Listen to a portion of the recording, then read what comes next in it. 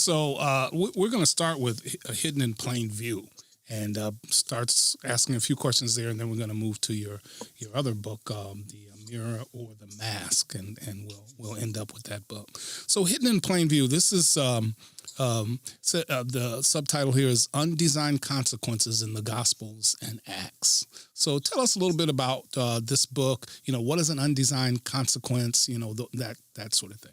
So an undesigned coincidence, I call... I'm sorry. Coincidence or consequence? Coincidence. Coincidences. I'm sorry. Yeah. Okay. Thank you. Coincidence. Right. So you can think of it as like coming together. Every time I say this, some humorous person will say, well, by definition, if it's a coincidence, it's undesigned. Thank you. But it's actually an older use of that word from the author William Paley from the 1700s. And what he meant by a coincidence was a coincidence, a coming together. So an undesigned coincidence, I like to call it a casual, incidental interlocking that points to truth. So in an undesigned coincidence, you have two testimonies or documents that tell different parts of reality. They don't appear to be trying to allude to each other, but they fit together. So I'll give just a made-up modern type of example. One person claims to have witnessed a bank robbery and says the bank robber tripped on his way out the door.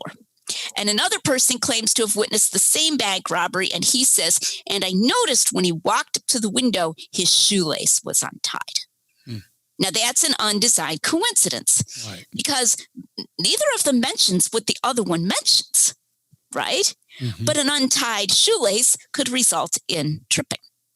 So they fit together in this seemingly casual way that they're not trying to make it fit together, but it does fit together because they appear both to be describing the truth. So the coincidence has to do with wasn't specifically part of what was supposed to happen or something like that, right? It's kind of an accident kind of thing, right? Well, the undesigned is that they're not trying to make it come together. The coincidence is that they do fit together. They coincide. Gotcha.